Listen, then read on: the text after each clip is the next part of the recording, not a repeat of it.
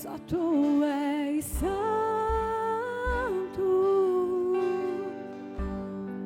e não há outro como tu, e não há outro como tu, e não há outro como tu, e não há outro como Jesus. Aleluia. Você dá a mão aqui em direção à vida do pastor Jonas. Pastor Jonatas, né? Pastor Jonas encarou uma missão, irmãos do céu. Se bem que acho que eu provoquei ele, né? Falei, pastor Jonas, queria te passar uma missão, mas eu sei que o senhor faz tanta coisa, vou te passar não. Aí ele, o que é, pastor? Falei, formar uma banda com um crente de cada igreja aí da cidade, e ensaiar 6, 7 louvores em uma semana, e fazer tudo ao vivo lá no dia da nossa festa, né? O pastor Jonas topou o desafio. Interceda por ele também, irmãos, que ele está numa peleja também, né, pastor? Mas hoje há uma palavra dele para a nossa vida. Ele tem uma palavra, irmãos, o Espírito Santo com uma palavra no coração dele para nós. Eu creio nisso, amém? Você também crê? Então ora comigo. Senhor Jesus, abençoa, Pai, o teu filho, que o teu Espírito Santo use, meu Pai, a vida do pastor Jonas nessa noite, como o Senhor tem usado, Pai, para que uma palavra do céu alcance a nossa vida, uma palavra do céu alcance o nosso coração. A tua palavra, Senhor, ela ajusta, ela corrige, ela abençoa, ela, meu Deus, ó Pai, ela edifica. Fala conosco uma vez mais nessa noite, que o nosso coração venha estar aberto, receptivo à tua palavra, para que ela encontre boa terra em nosso coração e frutifique a 30, a 60 e a 100 por um, em o nome de Jesus, amém. Aleluia. Você ama a palavra do Senhor, amém? Então hoje a gente vai ler Bíblia, hein? Bastante. E aí eu quero já te deixar livre para tomar o seu lugar, porque a gente vai ler bastante versículos. Eu quero que você abra sua Bíblia comigo lá em Atos capítulo 27. Atos 27, a partir do verso 1.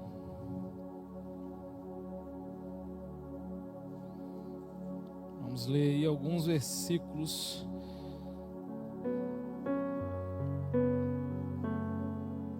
É uma palavra que demanda desse capítulo e a gente vai, precisar ler aí bastante versículos desse capítulo. E eu ainda estava meditando, sobre isso. Falei, nossa, eu acho que vai ser uma das palavras que eu mais vou ler versículo. Só que eu fiquei lembrando, de algumas passagens dos apóstolos. Eu acho que em alguns momentos eles se reuniam para meditar na palavra de Deus, e eles liam a palavra de Deus. Você crê que a palavra, ela por si só, ela já tem poder para mudar o nosso coração? A palavra de Deus para transformar, sem a gente precisar nem ficar acrescentando muita coisa, amém? Eu creio nisso. Então a palavra de Deus, ela cura, ela transforma, ela liberta, e tudo que a gente lê dessa palavra, tem poder através do Espírito de Deus para fazer algo dentro de nós. Então Atos capítulo 27, eu quero que você acompanhe comigo. A gente vai ler aqui a partir do verso 1, vamos lá. Atos 27, a partir do verso 1, diz assim a palavra do Senhor, no título, a viagem de Paulo para Roma. Começa falando assim a palavra do Senhor. Quando ficou decidido que navegaríamos para Itália, Paulo e alguns dos outros presos foram entregues a um centurião chamado Júlio, que pertencia ao regime imperial.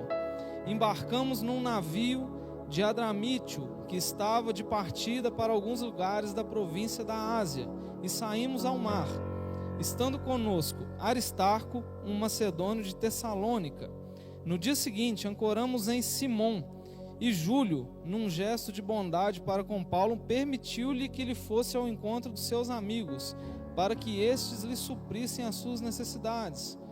Quando partimos de lá, passamos ao norte de Chipre, porque os ventos nos eram contrários. Tendo atravessado o mar aberto ao longo da Cilícia e da Panfilha, ancoramos em Mirra, na Lícia. Versículo 6. Ali o centurião encontrou o navio Alexandrio, que estava de partida para a Itália, e nele nos fez embarcar. Navegamos vagarosamente por muitos dias e tivemos dificuldades para chegar em Quinido, não sendo possível prosseguir em nossa rota, devido aos ventos contrários. Navegamos ao sul de Creta, defronte a Salmona. Costeamos a ilha com dificuldades e chegamos a um lugar chamado Bons Portos, perto da cidade de Laceia. Tínhamos perdido muito tempo e agora a navegação se tornara muito perigosa, porque já havia passado o jejum. Por isso Paulo nos advertiu: senhores, vejo que a nossa viagem será desastrosa e acarretará grande prejuízo para o navio, e para a carga também, e as nossas vidas. Mas o centurião, em vez de ouvir o que Paulo falava, seguiu o conselho do piloto do dono do navio. Visto que o porto não era próprio para passar o inverno, a maioria decidiu que deveríamos continuar navegando, com a esperança de alcançar Fenice e ali passar o inverno. Este era um porto de Creta, que dava para o sudoeste e o noroeste. Versículo 13. Começando a soprar suavemente o vento sul, eles pensaram que haviam obtido o que desejavam. Por isso levantaram âncoras e foram navegando ao longo da costa de Creta. Pouco tempo depois, desencadeou-se da ilha um vento muito forte, chamado Nordeste. O navio foi arrastado pela tempestade, sem poder resistir ao vento. E assim cessamos as manobras, pois ficamos à deriva. Passando ao sul de uma pequena ilha chamada Clauda, foi com dificuldade que conseguimos recolher o barco salva-vidas. E levantando-o, lançamos mão de todos os meios para reforçar o navio com cordas, e temendo que ele encalhasse nos bancos de areia de Sirte, baixaram as velas e deixaram o navio à deriva. No dia seguinte, sendo violentamente castigados pela tempestade, começaram a lançar fora a carga. Versículo 19. E no terceiro dia lançaram fora, com as próprias mãos, a armação do navio. Não apareceu nem sol nem estrelas por muitos dias, e continuando a abater-se sobre nós grande tempestade, finalmente perdemos toda a esperança de salvamento. Visto que os homens tinham passado muito tempo sem comer, Paulo levantou-se diante deles e disse: senhores, deveriam ter aceitado o meu conselho, de não partir de Creta, pois assim teria evitado esse dano e prejuízo. Mas agora recomendo-lhes que tenham coragem, pois nenhum de vocês perderá a vida, apenas o navio será destruído. Pois ontem à noite me apareceu um anjo de Deus, a quem pertenço e a quem adoro, me disse: Paulo, não tenha medo, é preciso que você compareça perante César. Deus, por sua graça, deu-lhe as vidas de todos os que estão navegando com você. Assim, tenham ânimo, senhores. Creio que em Deus acontecerá do modo como me foi dito. Devemos ser arrastados para alguma ilha. Versículo 27.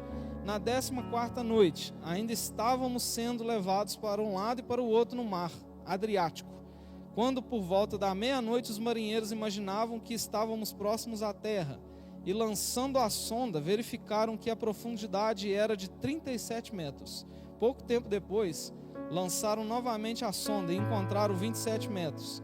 Temendo que fôssemos jogados contra as pedras, lançaram 4 âncoras da popa e faziam preces para que amanhecesse o dia.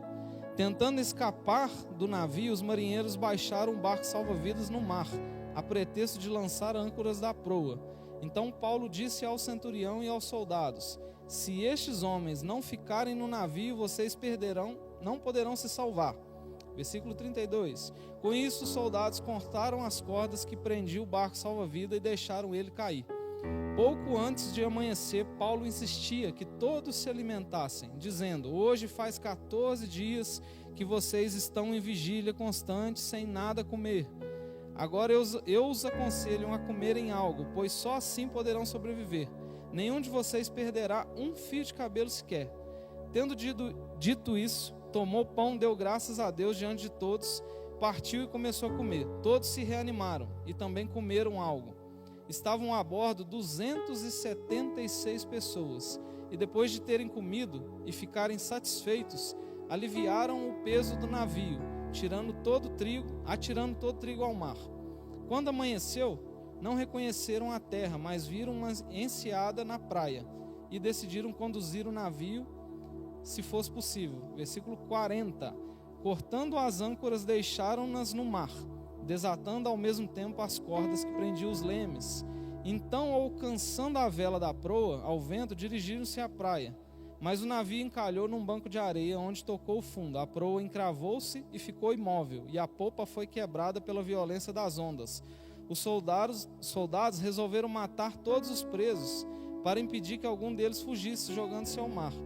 Mas o centurião queria poupar a vida de Paulo, e os impediu de executar esse plano. Então ordenou aos que sabiam nadar que se lançassem primeiro ao mar em direção à terra, e os outros teriam que se salvar em tábuas ou em pedaços do navio. Dessa forma, todos chegaram salvos em terra. E agora só o início do capítulo 28, que a gente já leu o 27 inteiro, né? Só o iniciozinho aí do 28. Uma vez em terra, descobrimos que a ilha se chamava Malta, e os habitantes da ilha mostraram extraordinária bondade para conosco. Fizeram uma fogueira e receberam bem a todos nós, pois estava chovendo e fazia frio. Paulo juntou um monte de gravetos. Quando ele colocou eles no fogo, uma víbora, fugindo do calor, prendeu-se à sua mão. E os habitantes da ilha viram a cobra agarrada na mão de Paulo e disseram uns aos outros: certamente esse homem é assassino, porque tendo escapado do mar, a justiça não lhe permite viver. E Paulo, sacudindo a cobra no fogo, não sofreu mal nenhum. Então, porém, eles esperavam que ele começasse a inchar e que caísse morto de repente. Mas tendo esperado muito tempo e vendo que nada de estranho lhe acontecera, mudaram de ideia e passaram a dizer que ele era um deus. Próximo dali havia uma propriedade pertencente a Públio, um homem principal da ilha. Ele nos convidou a ficar em sua casa e por 3 dias bondosamente nos recebeu e nos hospedou. Seu pai estava doente, acamado, sofrendo de febre e disenteria. Paulo entrou para vê-lo e depois de orar impôs-lhes a mão e o curou.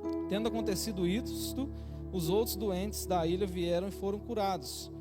E eles nos prestaram muitas honras, e quando estávamos para embarcar, fornecendo-lhes os suprimentos que necessitávamos. E agora o último versículo desse capítulo que a gente vai ler, versículo 30 e o 31 lá do 28, fala assim, ó: por 2 anos inteiros, Paulo permaneceu na casa em que havia alugado, e recebia a todos que iam vê-lo.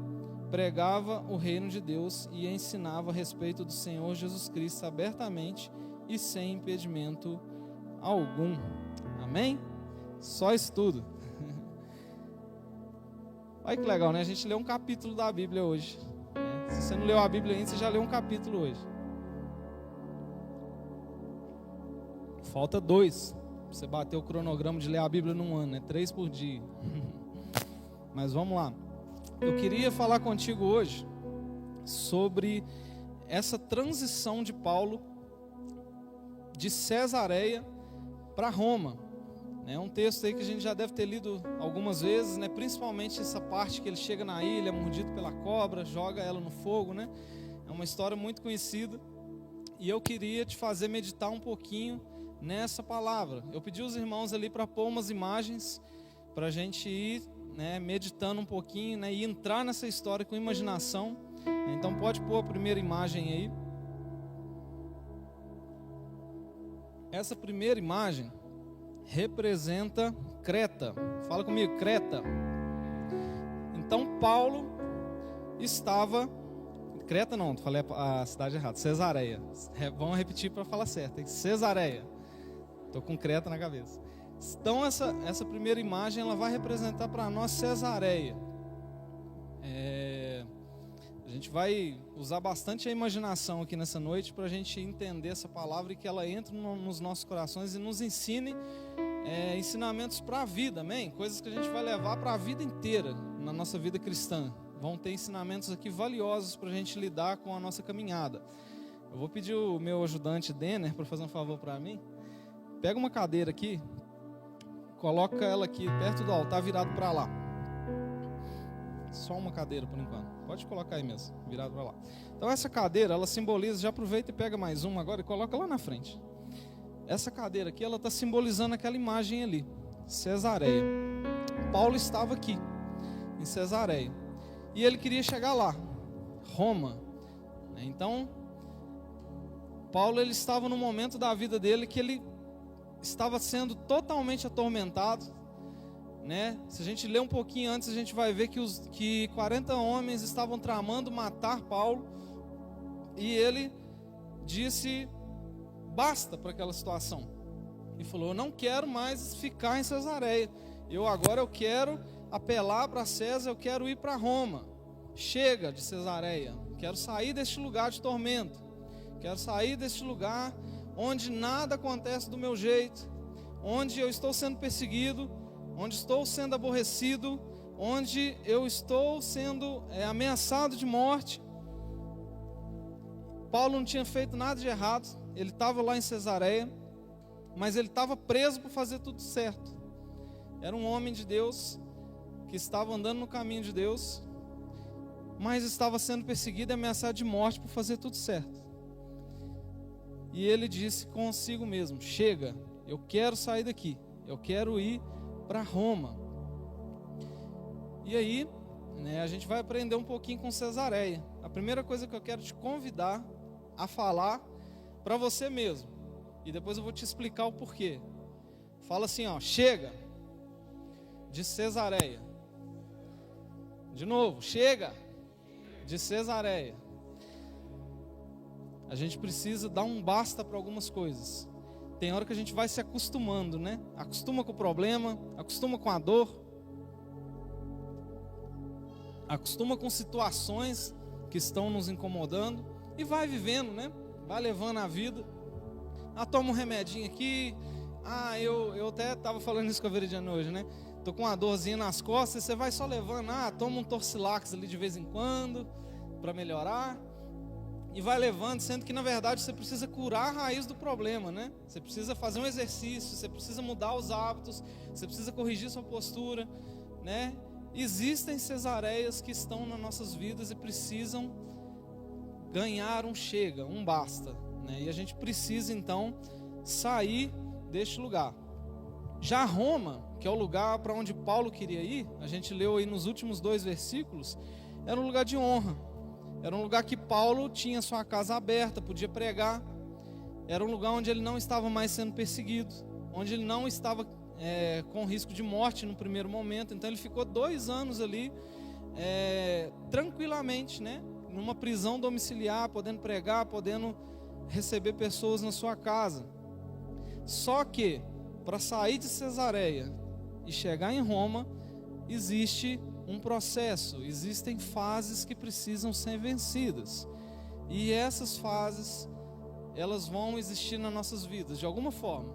Você vai se identificar com algumas coisas que a gente vai falar aqui nessa noite. Eu tenho certeza que em algum desses lugares você está hoje ou já passou, né? E aí eu quero que você preste muita atenção para que você identifique onde você está e o que você precisa fazer para continuar avançando, né, para os lugares onde você precisa chegar. Então a gente vai falar sobre 3 processos que precisam ser passados, amém? 3 processos. Então, Denner, pega mais uma cadeira para mim e coloca aqui pertinho de Cesareia. Passa a próxima imagem. O primeiro processo que a gente precisa passar para sair de Cesareia é a tempestade. Então a gente tem uma imagem ali simbolizando a tempestade. Existem tempestades que vão aparecer nas nossas vidas a partir do momento que a gente decidir dar o primeiro passo, né? Para muitos o primeiro passo é aceitar Cristo, por exemplo. Não sei aqui se alguém tem esse tipo de testemunho, né? Mas muitas pessoas, quando falam assim, eu vou aceitar Jesus, começa a acontecer um monte de coisa na sua vida ruim. O carro que começa a estragar, a família que começa a brigar contigo, no trabalho que acontece um monte de coisa esquisita. Você fala, mas não estava acontecendo nada disso e agora tá. Alguém já passou por isso quando aceitou Jesus? Tem testemunhos aqui sobre isso. Eu me lembro da minha mãe, né, quando a gente se converteu, principalmente ela, né, porque eu ainda tinha 8 anos. Ela foi a primeira convertida da nossa casa. E quando ela resolveu se converteu, né, resolveu batizar, foi uma luta tremenda na nossa casa, né? Discussões, brigas com meu pai começaram a surgir que não existiam.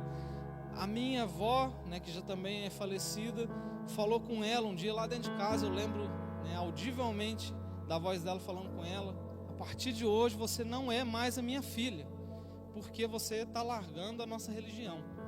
Eu lembro claramente dessas palavras, né, e eu pude ter a graça, né, e ver com os meus próprios olhos a minha avó e meu avô depois se converterem no final da vida deles, né, e glória a Deus por isso. Mas tudo começou com uma pessoa que falou assim: eu quero dar um basta nessas arenas na minha vida, eu quero aceitar Jesus, eu quero mudar de vida, eu quero seguir uma caminhada diferente. E essa pessoa lá em casa foi a minha mãe, né? E depois Jesus chegou para o meu pai, que tinha vícios, que bebia, que fumava, né? Que ia para muitas festas, né? Hoje meu pai é pastor de uma igreja, mas foi através de uma pessoa que se levantou dentro de uma casa e falou assim: basta, chega, eu não quero mais essa vida. Vai custar? Vai. E custou muito. Ficou sem conversar meses com a mãe, ficou com o marido perseguindo meses dentro de casa, mas foi fiel a Cristo, foi fiel ao chamado de Jesus, né? E aqui tem muitas pessoas que talvez podem ter passado por isso, ou até estão passando, tomaram uma decisão e falaram: eu vou seguir a Cristo. E apareceu uma tempestade na sua frente, e aí eu tenho uma coisa para te falar nessa noite: se mantenha firme, porque tempestades passam, amém? Tempestades passam e fazem muito barulho, né? Eu já falei sobre isso aqui um tempo atrás. Eu gosto de usar esse exemplo, né? Quando começa uma chuva forte, principalmente o povo do interior mineiro, quando começa a chover muito forte, o que o povo fala? É bom chover forte porque passa rápido, né? A frase que você vai mais ouvir aqui em Minas, não sei nos outros estados, mas aqui em Minas começou uma chuva forte. Se for chuva de pedra, então você pode esperar, é 10 minutos, acabou, né? Tempestades fazem muito barulho, mas passam rápido. Se você estiver vivendo uma tempestade, por mais que esteja fazendo muito barulho, por mais que essas lutas parecem que vão te matar, lembre-se de uma coisa: elas passam rápido, e no final da tempestade acontece uma coisa interessante. O que aconteceu com Paulo no final da tempestade?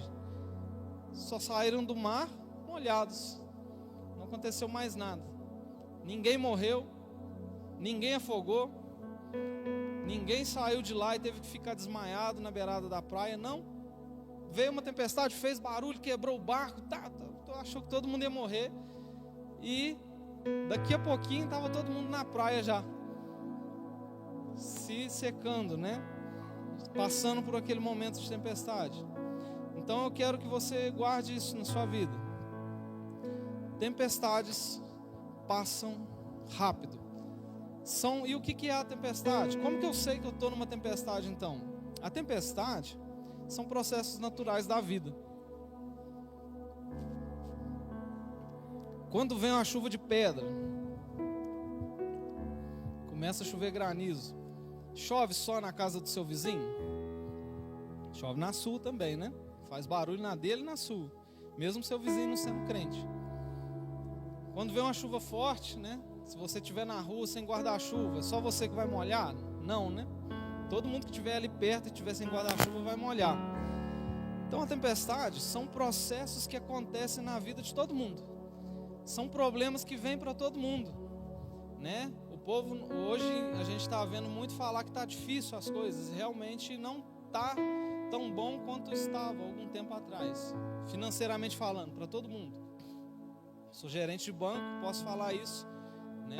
Converso com gente que tem empresa todo dia, toda hora praticamente. Todo mundo de todas as áreas está falando a mesma coisa. A gente está enxugando conta, a gente está, né, selecionando aqui algumas coisas porque não está bom mesmo, né? É uma tempestade que está para todo mundo, não é só para o crente, não é só para o não crente. Então todo mundo está passando por um momento onde a inflação no Brasil está alta, onde as coisas estão difíceis, mas vai passar, amém? Daqui a pouquinho o nosso país vai voltar a ser próspero, vai voltar a crescer, vai voltar, né, a ficar mais leve para as finanças de todo mundo, em nome de Jesus, eu creio nisso. Só que enquanto estiver passando tempestade nessa área ou em outras, a gente precisa perceber olhar para nós mesmos, como que a gente está reagindo? Será que a gente está ficando doido, descabelando, ou será que a gente está, né, passando já, olhando para isso, né, que realmente vai passar? Eu te pergunto, por exemplo, o crente bate o carro, ou é só o não cristão? O crente fica doente? O crente que não trabalha direito, não faz um bom trabalho, é mandado embora? Tempestades naturais, acontece na vida de todo mundo. São lutas normais que vão acontecer na vida de todo mundo. Então a gente precisa se posicionar na tempestade sabendo, ó, não é só comigo. Porque muitas pessoas olham assim, nossa, só acontece isso comigo. Só eu que bato o dedinho na quina do armário. Não é não, eu já bati um monte de vezes, tá?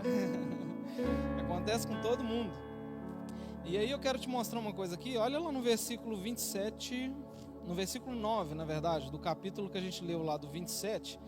Sabe o que a tempestade faz com a gente?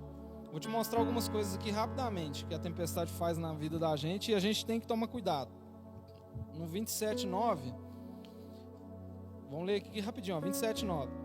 Tínhamos perdido muito tempo e agora a navegação se tornara perigosa, pois já havia passado o jejum, e por isso Paulo advertiu: senhores, vejo que a nossa viagem será desastrosa e acarretará grande prejuízo para o navio, para a carga e também para nossas vidas. Sabe o que a tempestade faz? No versículo 9 aqui, ele já começa falando: perderam muito tempo. Então a tempestade tem hora que ela atrasa os nossos planos. Tem tempestades que acontecem nas nossas vidas que atrasam os nossos planos, né? Fiquei doente, te atrasa alguma coisa que você queria fazer se você estiver saudável, né? Perdi um bem financeiro, vai te atrasar porque você podia estar investindo em outra coisa, você está tendo que reconstruir. São tempestades normais que acontecem. E aí, quem sabe, né, nós ficamos frustrados com coisas assim, com pessoas, até com os nossos líderes.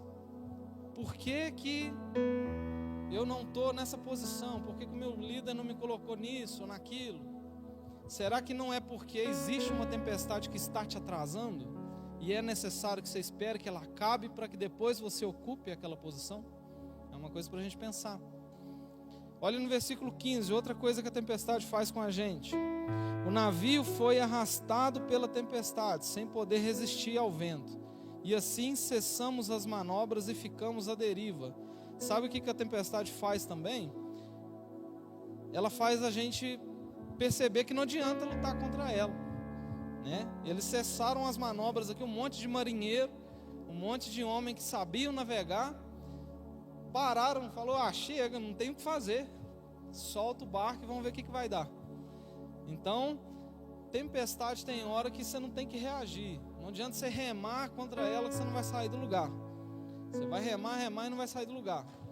Eu passei por uma situação assim um tempo atrás, ano passado, a gente estava pescando no rio aqui, a gente desceu uns 4 quilômetros para baixo de barco, e aí na hora de voltar a gente andou nem 1 quilômetro, a hélice do barco quebrou.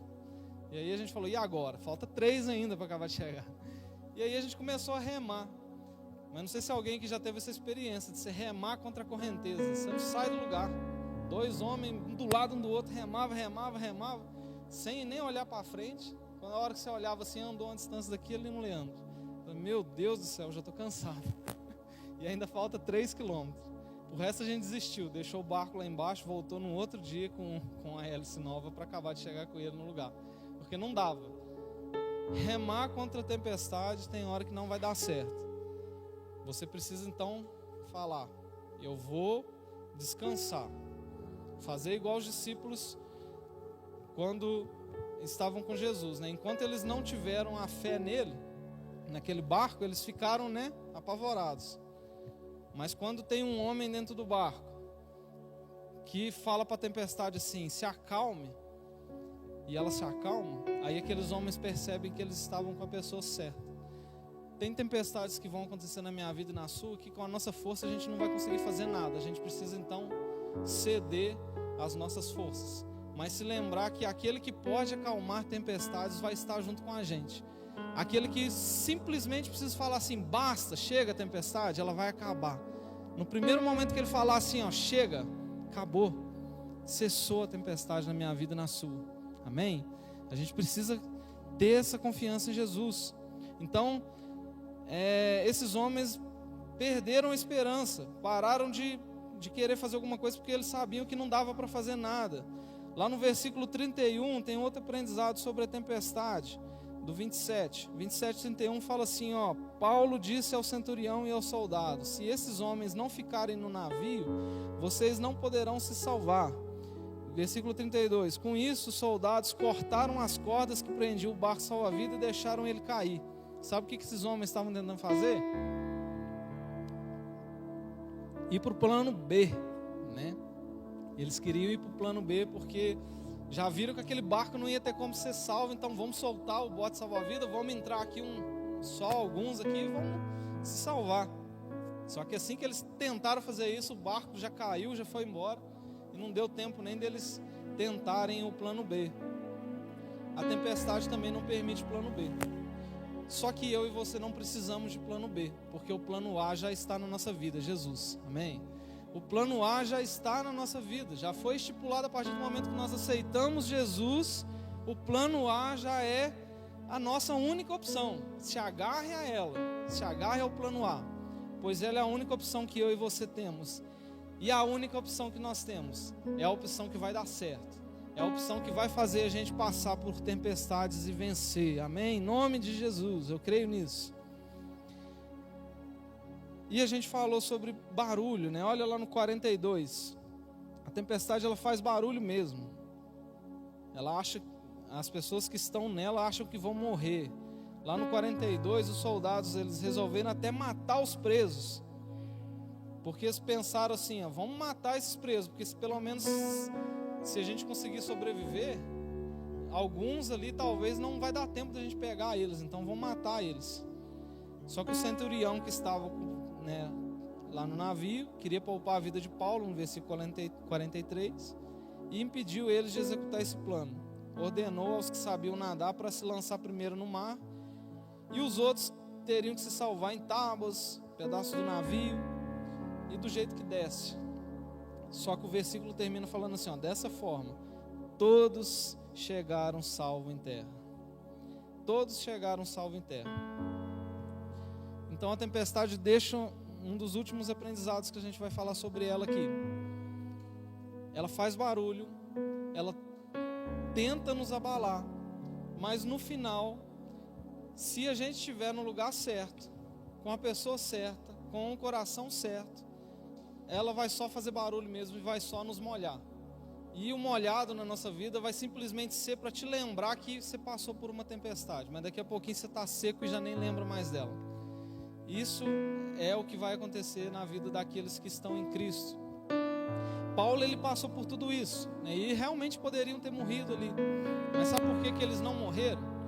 Porque Paulo lá atrás já tinha duas coisas. Tinha uma convicção de onde ele tinha que ir, por que ele tinha que ir, e ainda teve uma palavra, uma confirmação, né? Um anjo veio até ele e falou com ele: Paulo, você precisa se apresentar em Roma.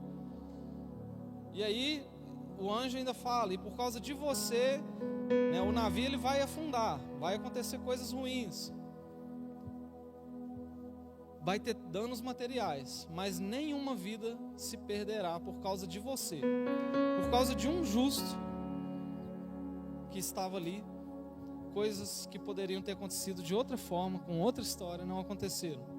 Por causa da sua vida justo, naquele trabalho, naquela vizinhança, naquela escola que você frequenta, por causa de você justo, muitas coisas não acontecem, porque você está lá e o Senhor está contigo.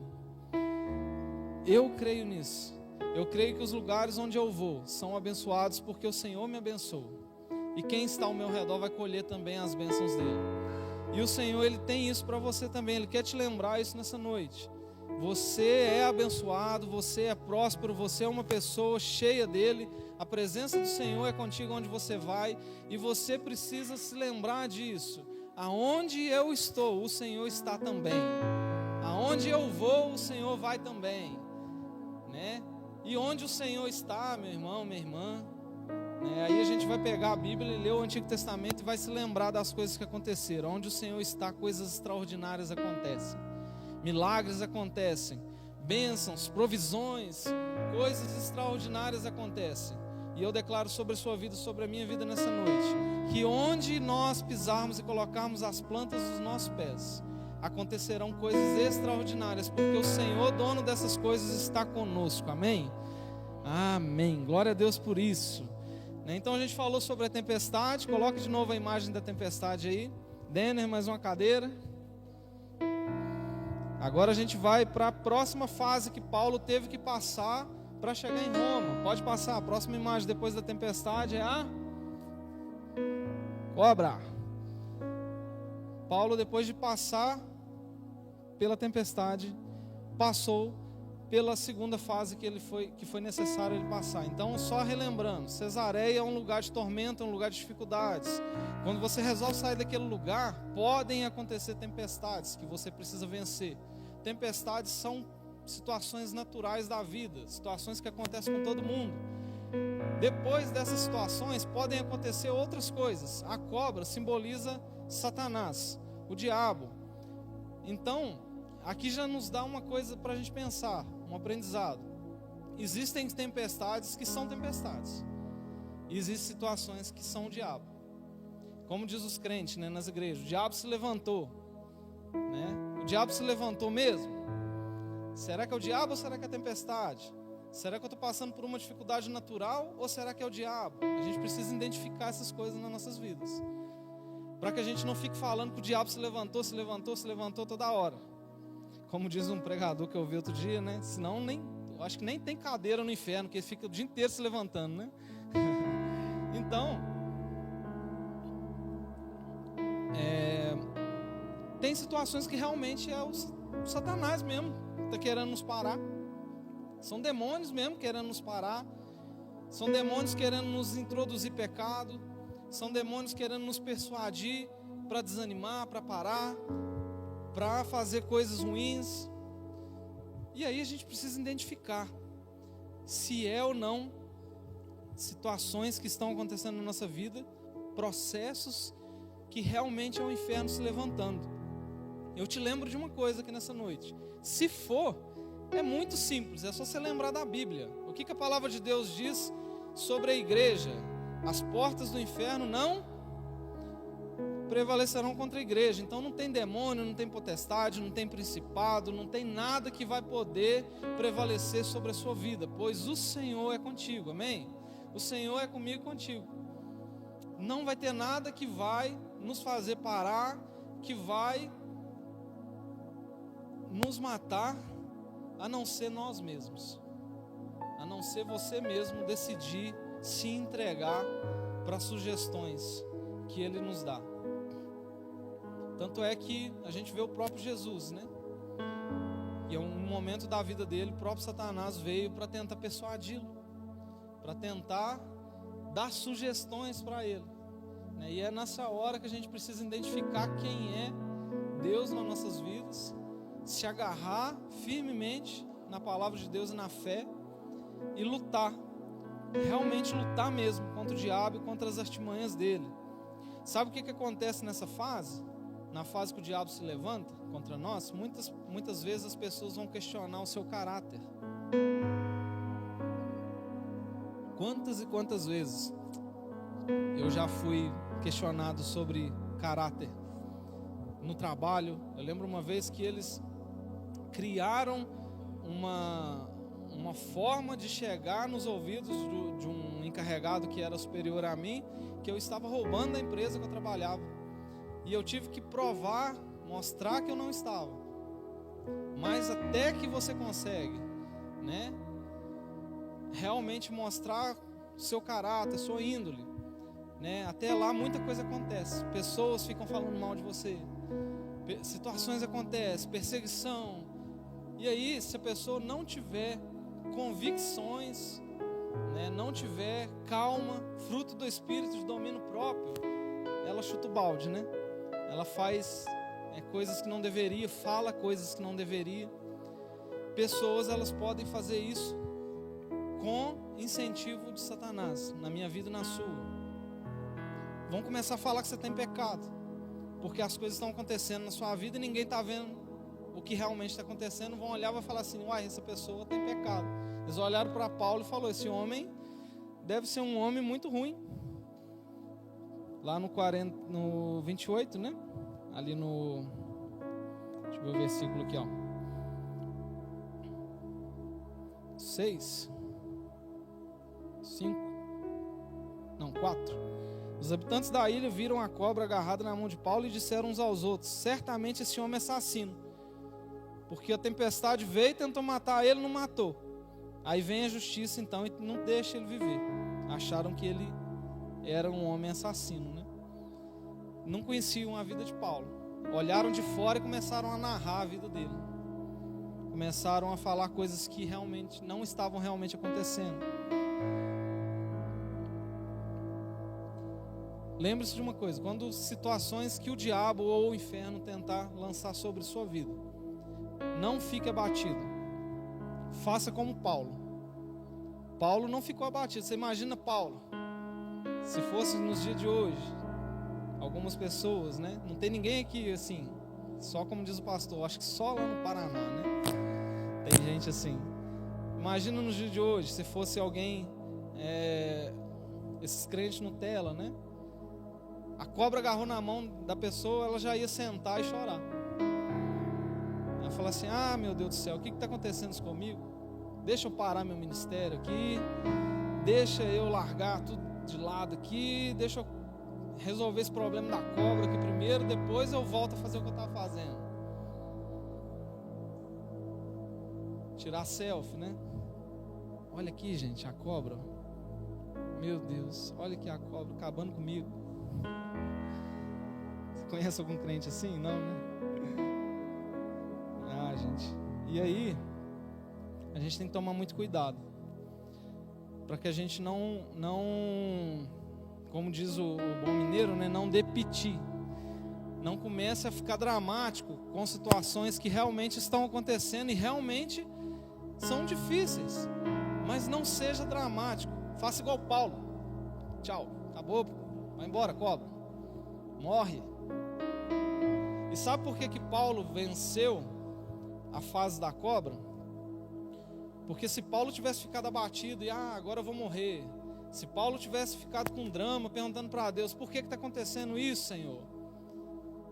Talvez realmente teria acontecido outras coisas, né? Mas Paulo simplesmente tinha um objetivo. Ele estava juntando lenha para acender uma fogueira. Ele já sabia o que ele tinha que fazer. Veio a cobra, mordeu a mão dele. Ele pega a cobra e joga ela no fogo. E aí um aprendizado que foi valioso para a minha vida e serve para a sua também.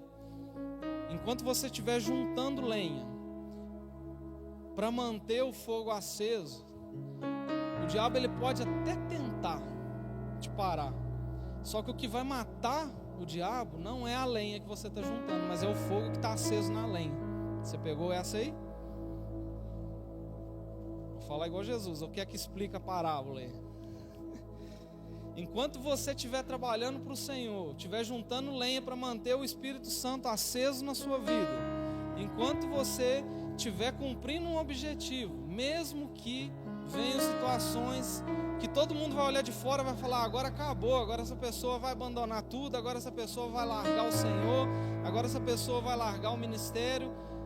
A hora que elas perceberem que você só simplesmente sacudiu a situação no fogo e o próprio fogo terminou de resolver o problema, elas vão falar assim: essa pessoa é de Deus, essa pessoa é do Senhor, porque a situação até veio para tentar pará-la, mas não parou, né? E eu e você, em nome de Jesus, quando vierem situações do inferno sobre nós, tentar nos parar, nós vamos sacudir essas situações no fogo do Espírito, e o próprio fogo do Espírito Santo vai fazer com que essas situações simplesmente desapareçam na minha vida e na sua vida, sobre a sua família, sobre pessoas que estão te perseguindo. A hora que elas começarem a se aproximar do fogo, não vão resistir, porque o fogo, quando você se aproxima dele, acontece uma coisa simples.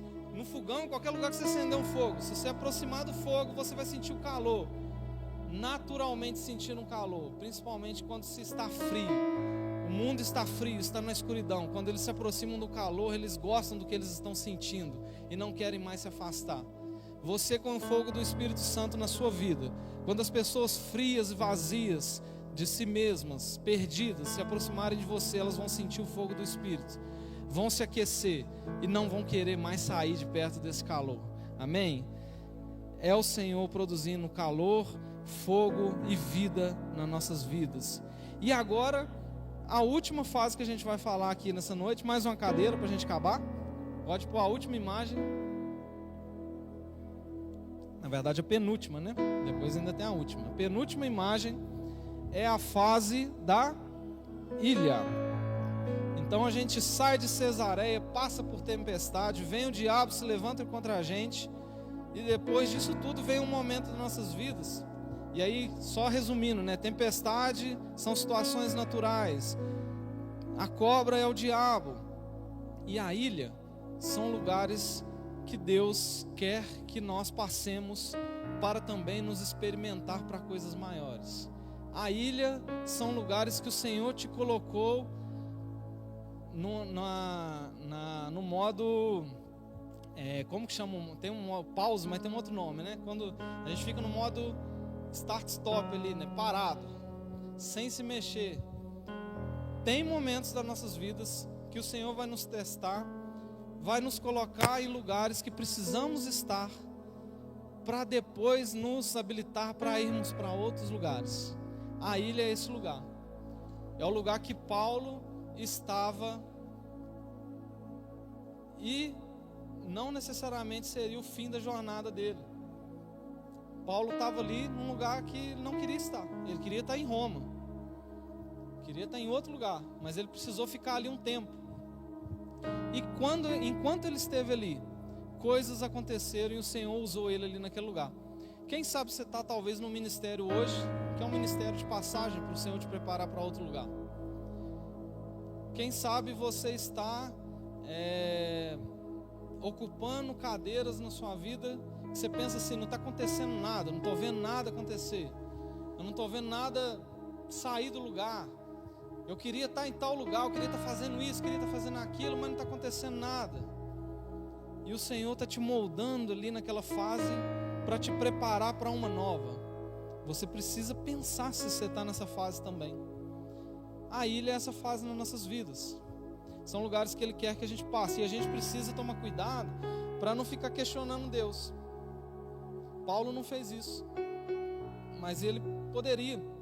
Porque Deus, passei por tempestade, a cobra me mordeu, quase me matou, e agora eu estou aqui preso nessa ilha, era para eu estar lá em Roma, eu estou aqui. Poderia ter ficado assim, mas ele fez o contrário, né? Ele foi lá para a casa de Públio, curou o pai dele, depois começou a curar um monte de gente, fez uma obra naquela ilha, para depois ele ir embora, para onde ele deveria ir, né? Eu passei por um momento assim na minha vida, que me marcou muito, sabe? Foi um aprendizado legal que me ensinou muito. Eu tinha um momento, acho que a Veridiana vai lembrar disso. Tinha um momento que eu servi no ministério de louvor. Eu era só um membro do ministério de louvor, só tocava guitarra, cantava também, tocava e cantava. E o Senhor moveu, né, a vida do pastor na época. Falou comigo assim, ó, eu não quero que você toque guitarra, eu quero que você toque só violão. Quero que você fique um tempo tocando só violão. E eu questionei, falei, gente, por quê? Eu toco tão bem guitarra, estou fazendo tudo certinho, está fluindo tão bem eu tocando guitarra, revezando com outro irmão que tocava. Por quê? Questionei, fiquei brigando, fiquei perguntando, né, para Deus e para o meu líder, né? E aí depois acabei aceitando, né? Passei por essa fase. E aí depois, lá na frente, eu percebi que o Senhor estava me chamando para servir, não para fazer o que eu queria fazer. E trabalhou isso no meu coração nessa época. Tanto é que hoje eu não estou preso em nada aqui, irmão. Estou aqui para servir. O dia que você me vê no baixo, na bateria, no teclado, é onde o Senhor estiver me chamando para ir. Eu não faço o que eu quero, eu faço o que Ele quer. E o Senhor quer isso de mim e de você. Quando o seu líder te dá uma direção, seja no ministério, seja para fazer qualquer coisa, sabe? Faça com o coração aberto. Se alguém te chamar, uma pessoa te convidar, vem ajudar a limpar a igreja, vem ajudar no culto infantil. Ah, mas eu não tenho jeito com isso. Não é para ter jeito, irmão. É para ter coração de servo. É para ter coração posicionado, falar: Senhor, eis-me aqui, eu estou aqui. Eu já passei por ministério de infantil, já fui líder de jovem, já fui líder de adolescente, eu fui econômico. Gente, a gente tem que fazer o que o Senhor chama a gente para fazer, sabe? Se amanhã Ele não quiser que eu seja alguma coisa, amém. E seja outra e outra. A gente precisa ter esse coração. Toma cuidado para que a gente não se fica assim querendo: eu quero fazer isso, se não for isso eu não faço. Sabe, o Senhor tem um chamado para cada um de nós aqui, e Ele vai cumprir na minha vida e na sua esse chamado, amém? Só que se Ele te colocar numa ilha, por um momento, fica lá, faz o que tem que ser feito na ilha. Se o Senhor te chamar para ir para um DCC, só para ir lá, vai. Se o Senhor te chamar para ajudar o Ministério de Louvor a organizar os cabos que precisa organizar, né? Parabéns aí para a Regiane que organizou. Sabe, vem, organiza. Ajuda, serve, vem com o coração de servo. A gente vai fazer alguma coisa na igreja, vem bater massa. Eu lembro nas primeiras semanas que eu vim para cá, eu fui convidado a bater um concreto aqui nessa valeta aqui, ó, junto com o pastor Mário, né? A gente veio, bateu esse concreto aí, né? Brincou, conversou, né? E depois a gente teve um outro momento que a gente fez esse serviço aqui, ó, né? Teve um irmão aí que engoliu um prego. Glória a Deus que ele está ali vivo e salvo. Foi uma tempestade que passou. Gente, mas é muito bom. E essas coisas elas ficam na nossa memória para nos lembrar, né, que nós somos um corpo e precisamos andar juntos. Porque esse corpo sozinho, a mão sozinha, o pé sozinho não faz nada de si mesmo. Mas quando esse corpo junta, meu irmão, minha irmã, ele tem capacidade de correr, ele tem capacidade de pular, ele tem capacidade de falar. Cada parte do corpo vai estar encaixada para fazer uma coisa, e juntos a gente vai cumprir um objetivo, amém? Amém, né? Deus vai te usar na ilha, na área que você mais sofreu, na área que você teve mais dificuldade, na área que você mais foi perseguido, ou foi humilhado, ou algum pecado te bateu enquanto você não era de Cristo. Aquela área que você penou, é a área que o Senhor vai te chamar para curar outras vidas. Paulo era um homem que tinha um espinho na carne. A gente acredita que era uma enfermidade, e a área que ele tinha problema era a área que ele foi chamado para curar os moradores de uma ilha inteira, né? E o Senhor está te fazendo lembrar de coisas que você viveu, passou por dificuldades, problemas, e hoje você está aqui curado, e o Senhor quer que você cure outras pessoas nessa área também, amém? Se lembre disso, não foi à toa não.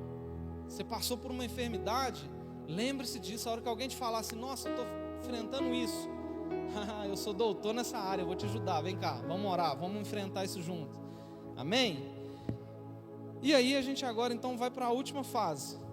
Depois de passar a tempestade, depois da cobra se levantar e querer nos parar, depois de passar um momento na ilha ali de reflexão e processo para crescimento, chega a última imagem, que é chegar realmente no nosso destino, chegar em Roma, amém? Quem quer chegar lá no seu destino, no seu alvo, no seu propósito? Nós queremos, amém? Para chegar lá nesse momento, você precisa multiplicar o seu talento. O diabo só vai levantar contra a sua vida se você já tiver enfrentado situações que realmente mexeram contigo e você não se abalou. Deus só vai te dar testes para você crescer se o inferno já tiver tentado te testar e não conseguiu te parar.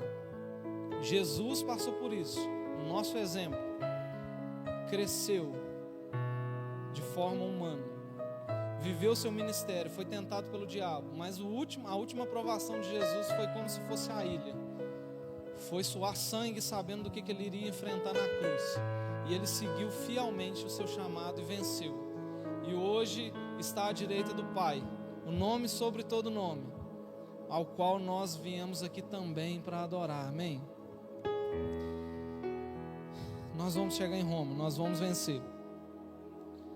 Roma é um lugar que você não precisa correr atrás de bênção, elas vêm até você e te alcançam. Roma é um momento que você já não preocupa mais com o que você vai se vestir, com o que você vai comer, com o seu trabalho, você preocupa com o reino e as outras coisas vêm se acrescentando na sua vida, automático, sabe? Eu vivi uma cesareia o ano passado, e essas fases não tem assim um tempo não, tá? Não é a vida inteira não, é cesareia lá no início e Roma lá no final. Você pode viver isso dentro de um ano, né? O ano passado eu vivi uma cesareia, tudo que eu fazia dava errado. Já viu o pedreiro, não sei se tem alguém aqui que mexe com obra, quando você vai fazer uma coisa que não dá certo de jeito nenhum, você fica tentando ali fazer um acabamento, toda hora dá errado, você fala, deixa isso pra lá. E aí no outro dia você vai lá, com 15 minutos resolve. Eu vivi isso o ano passado, contando pra você aqui pra finalizar. Eu tava no mesmo emprego que eu tô hoje, só que em outra empresa, e tudo que eu fazia dava errado. Eu tentava vender um produto, não dava certo. Eu tentava abrir uma conta, não dava certo. Eu tentava fazer uma coisa, numa gestão ali dentro da agência, não dava certo. E esse ano eu tenho compartilhado muito isso com a Veridiane. Que eu não tenho feito esforço nenhum, irmãos. E o Senhor está me abençoando tanto que eu não consigo nem agradecer.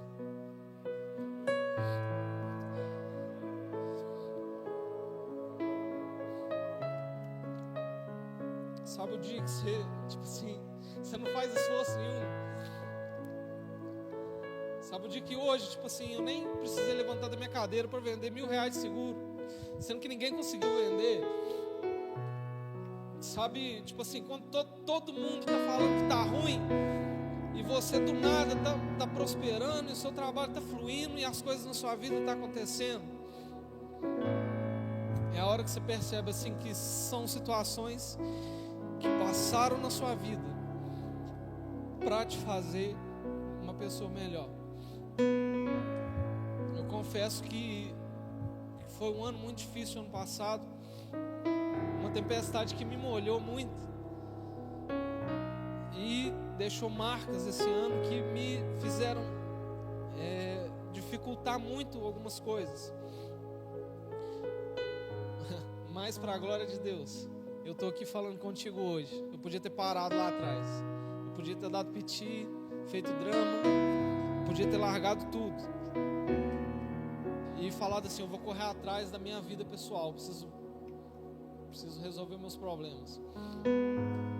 E eu passei por transição de emprego, passei por alguns problemas pequenos, mas de saúde passei. Só que a única coisa que eu não larguei foi o bem mais valioso, que é a obra do Senhor e o Senhor na minha vida. E eu estou aqui para te contar isso, porque eu estou vivendo um momento de Roma na minha vida, mas se eu não tivesse enfrentado algumas coisas, eu não estaria nesse momento hoje. E o Senhor, Ele quer fazer isso comigo e contigo com frequência, amém? Se coloca de pé no seu lugar que a gente vai orar sobre isso agora, em nome de Jesus.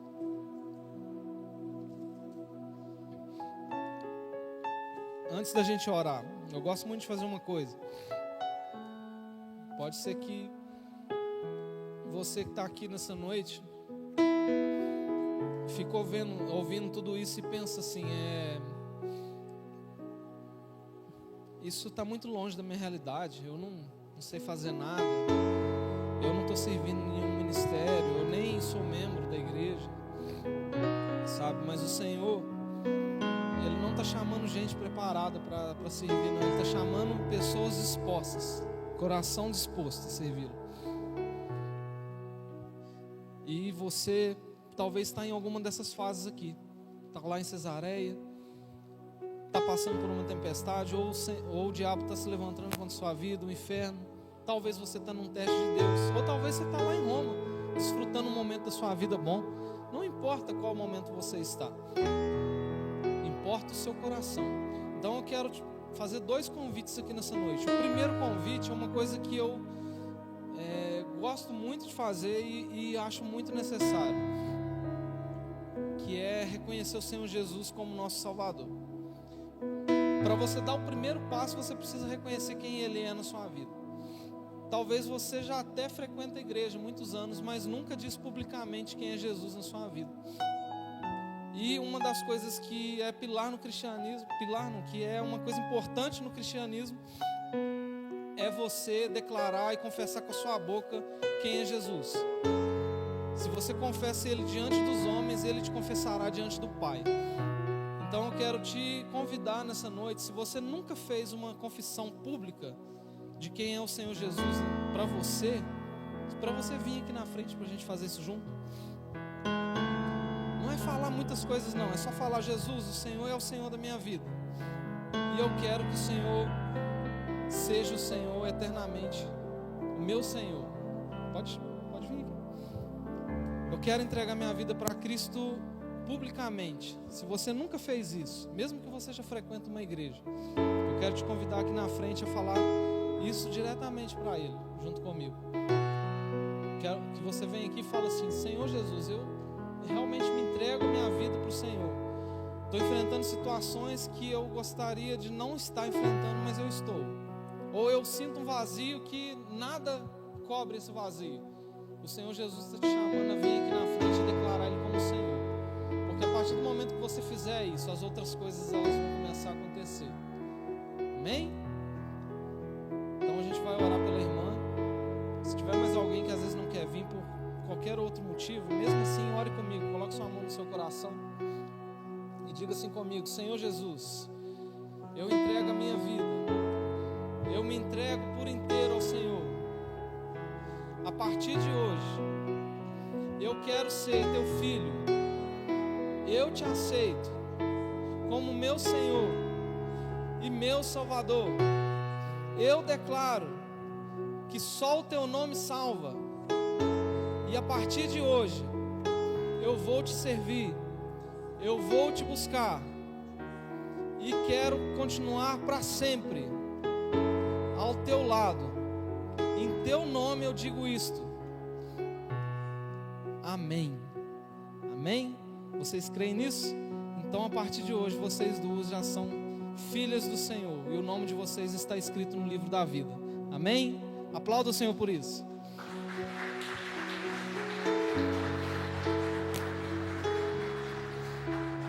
Para a gente terminar, o Leandro vai louvar um louvor. Eu quero que você, de olhos fechados, comece a meditar nessas fases na sua vida. E se você está com dificuldade de entender ou de vencer alguma dessas fases na sua vida, eu vou orar por você enquanto a igreja estiver de olhos fechados orando também. Amém? Você pode vir aqui na frente que os pastores vão orar por você. Se você quiser, tem liberdade de vir aqui para a gente orar por você sobre alguma dessas fases na sua vida. O restante pode fechar os olhos e louvar o Senhor.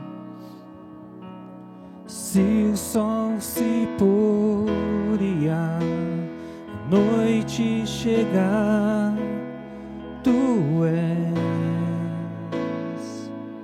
quem me guia. Se a tempestade me alcançar, tu és quem me guia. Se o mar me submergir, a tua mão me traz à tona pra respirar e me faz andar sobre as águas.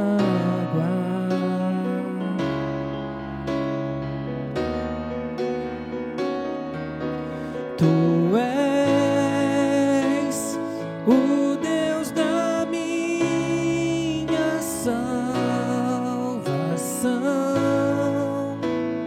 és o meu dono, minha paixão, minha canção e o meu louvor.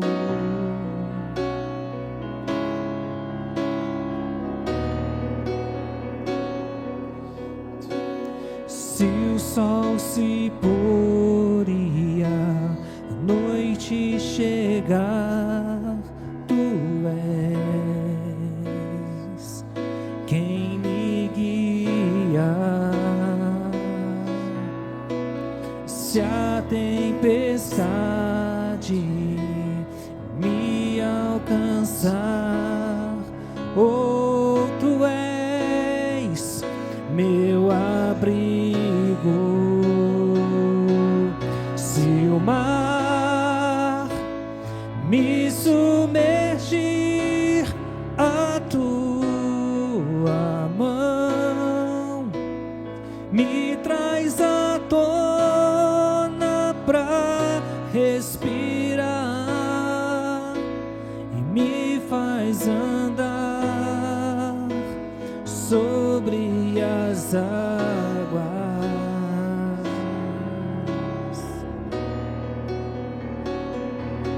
Tu és o Deus da minha salvação, és o meu dono, minha paixão, minha canção e o meu louvor. Coloque sua mão no coração e diga: louve a Ele.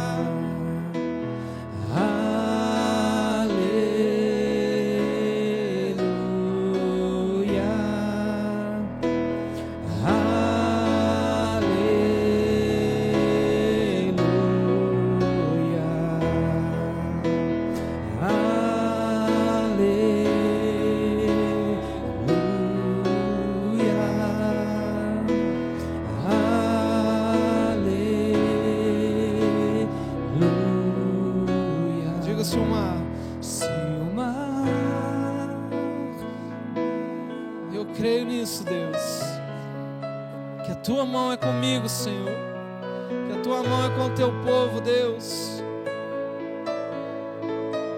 A tua palavra profetizada em Cristo se cumpre, Senhor, que até a consumação dos séculos o Senhor estaria conosco, Senhor, e o Senhor está aqui nessa noite, Pai,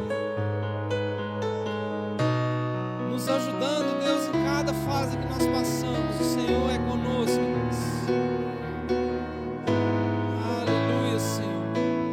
E nós estamos, Senhor, imensamente gratos, Pai, porque, Senhor, a graça já foi tudo para nós e o Senhor, juntamente com ela, nos dá todas as outras coisas que necessitamos, Pai. Obrigado. Aleluia. Aleluia.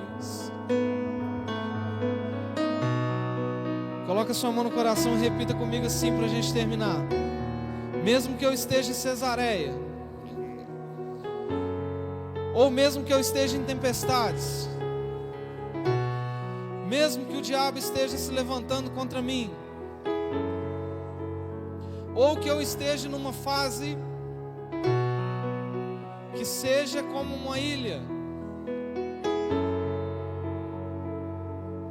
o Senhor é comigo. Eu vou chegar no objetivo final da minha caminhada, no nome de Jesus. Amém?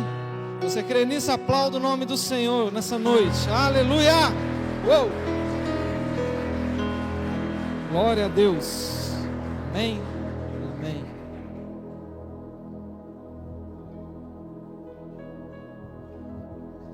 Vai virar vigília aí hoje? Tá gostoso? Não tá gostoso? Vamos pôr mais cadeira, tá bom, não tá? Amém, pastor, Deus abençoe. Glória a Deus. Você foi abençoado, irmãos? Eu fui muito abençoado. Louvado seja o nome de Jesus. Mas vamos embora, amém? Pai, muito obrigado. Obrigado por essa noite. Obrigado, Pai, por esse culto. Obrigado pela tua palavra, Senhor. Nós vamos chegar, meu Pai, até o final da nossa jornada. Nós não vamos ficar no meio do caminho. Assim como foi pregado, meu Pai, eu creio, o seu barco não vai naufragar. Você vai chegar até o lugar final. Você vai chegar ao final da jornada. Vento contrário, situações materiais aparentemente abaladas, destruídas, refeitas, eu não sei.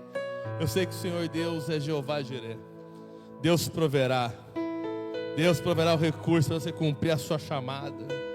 Deus proverá o recurso para você ter uma família abençoada. O Senhor proverá os recursos dos céus. Ainda que chova muito, o Senhor teu Deus é quem te guarda. O Senhor é a sombra à tua direita. É Ele quem garante o nosso êxito. Pai, em nome de Jesus, leva para a nossa casa em paz e segurança. Nos dê um término de semana abençoado. Nos permita, Senhor, domingo estarmos na tua casa novamente, debaixo da tua bênção, da tua graça. E que o grande amor de Deus e a graça do nosso Senhor e Salvador Jesus Cristo e a comunhão com o Espírito Santo seja sobre a tua vida, desde agora e para todo sempre. Amém. Deus abençoe você em nome de Jesus.